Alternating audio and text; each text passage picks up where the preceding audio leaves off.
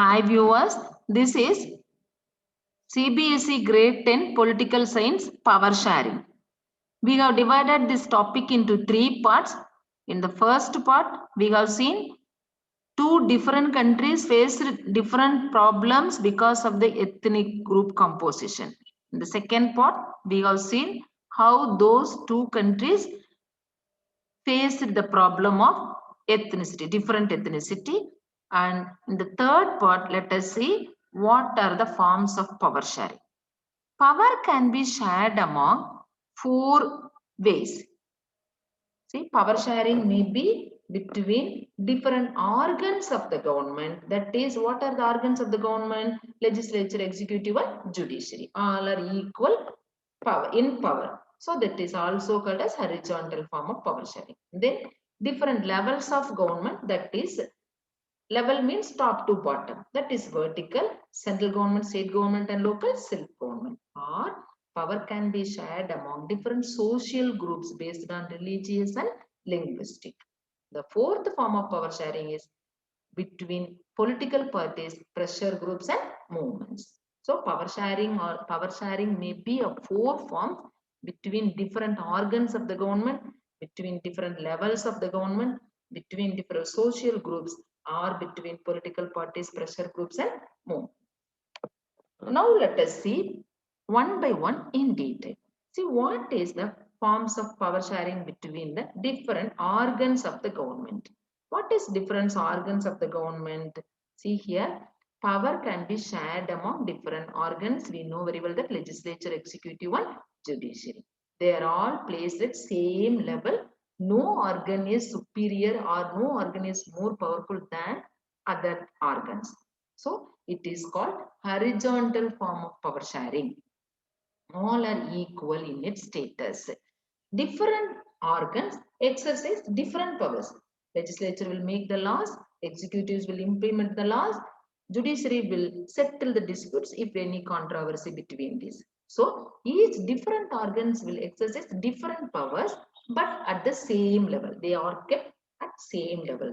So this is horizontal power of form of power sharing. Okay. Here we will be getting often 3-mark question in the board.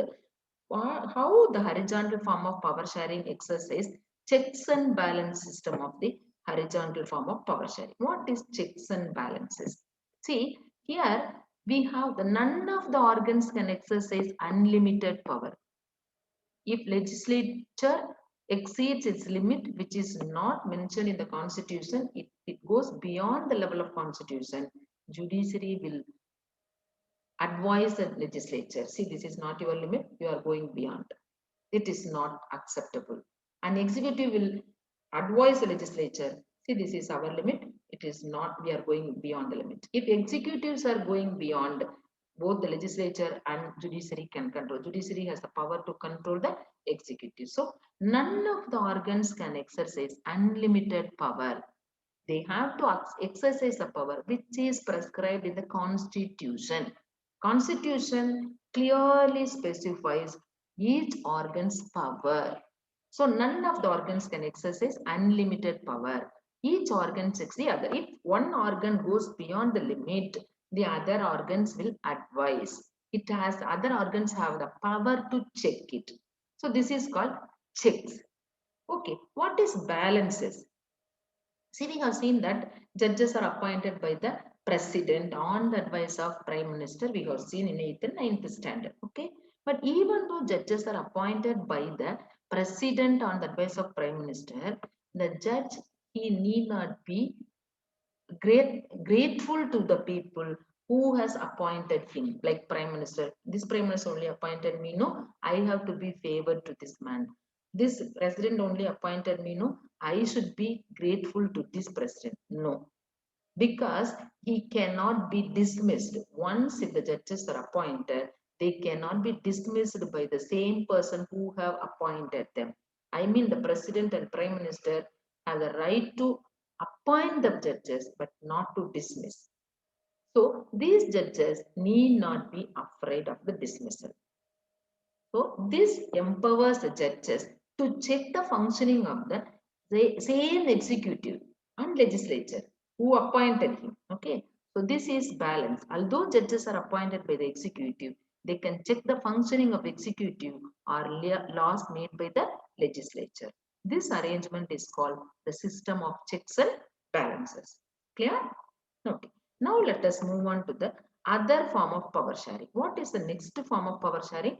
Power can be shared among different or levels of government. What is levels of government? Central government, state government, and in our country we have third tier system called local self-government. It is panchayat, municipality or corporation. Okay. So it shares a power between top level to bottom level. So top to bottom, it is vertical. We call it as vertical form of power sharing. And usually this is called a federal government. What is federal government? Federalism is a form of government where the power is being shared between the central government and the state government. Not all the powers in the hands of only one government. In the next lesson, we will talk about federalism in detail. Okay, so in this form of power sharing is vertical form of power sharing, and also it is called as federal form of government. See, there are many countries where there are no provincial or state governments. What they will do? We have state government, central government, and also the third tier system called Panchayati Raj. We divide the power between state, central, and the Panchayati Raj. But in some countries, there will not be provincial or state governments. So how they will share the power? They will not share the power. They will have subunits. That also we will see in the next chapter, federalism. Now let us look into the form of the vertical form of power sharing. Okay. So the constitution clearly lays down the powers of different levels of the government. I mean, the central government cannot dominate the powers of state government. State government cannot interfere in the powers of the panchayat or municipality or the corporation. So clearly, the constitution, our constitution makers, clearly they have specifically mentioned the powers of central government, state government, and the local sub-government, which we call it as state list, union list, and the local concurrent list. Okay, only those governments can take decision, they can exercise on these matters. So it is clearly specified in the constitution by our constitution makers. So this is what they did in Belgium. Belgium, they were ready to share the power between two different groups, social groups, or between the central government and the state government.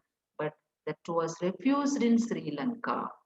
They denied to recognize their language, and they denied to separate the state based on the language. So that was a problem in these two countries. Okay, so Belgium did this, but the same was refused in Sri Lanka.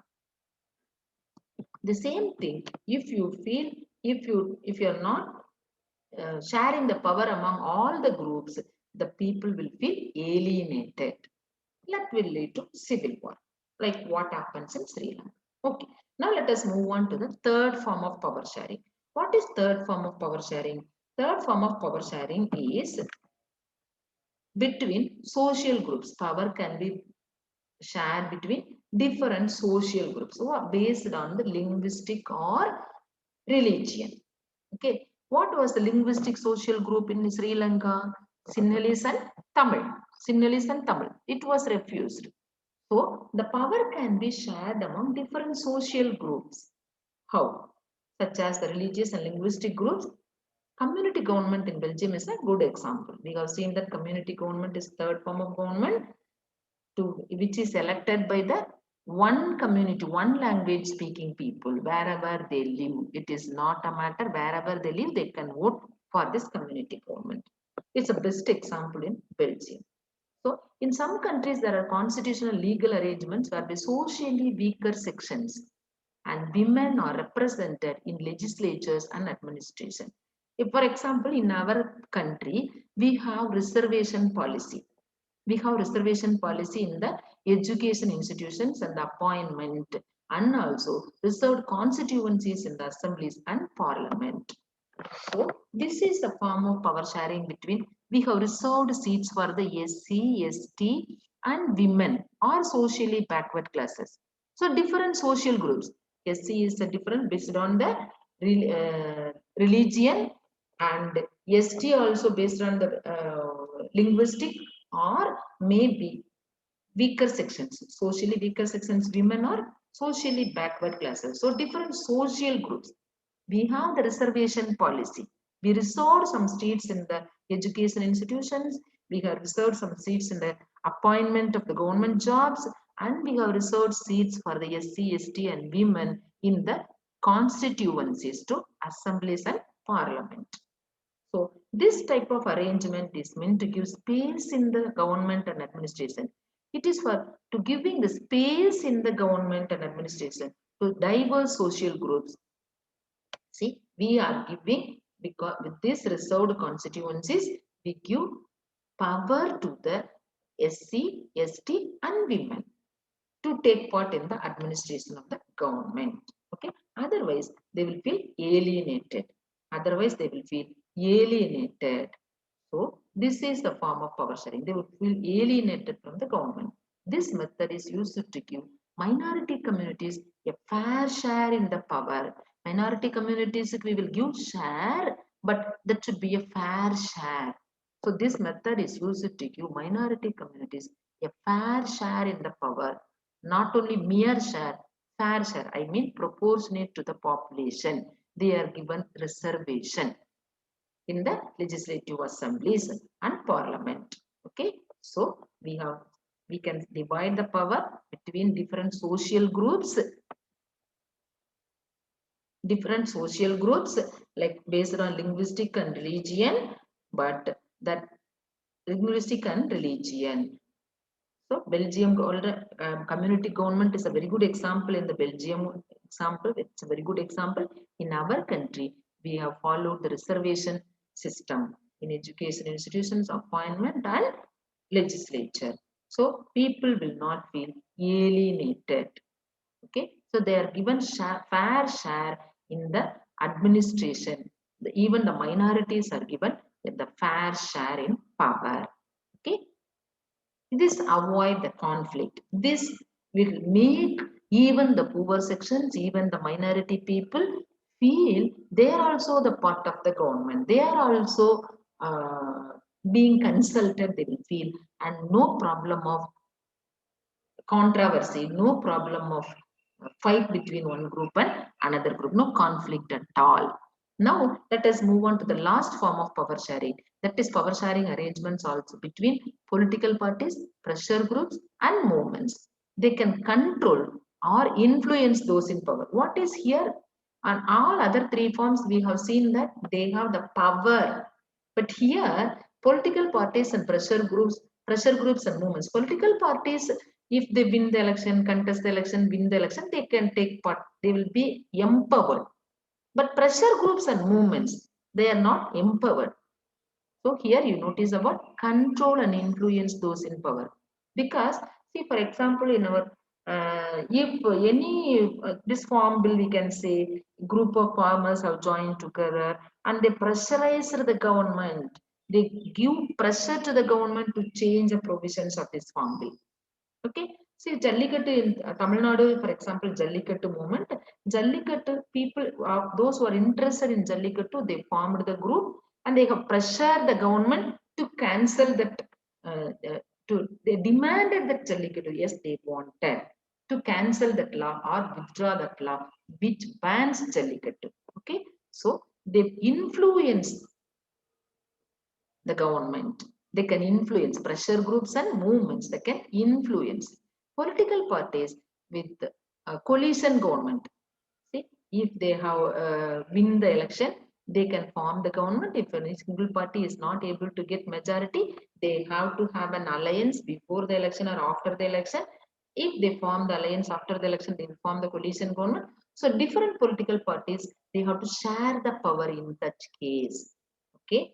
So in a democracy, people have the freedom to choose.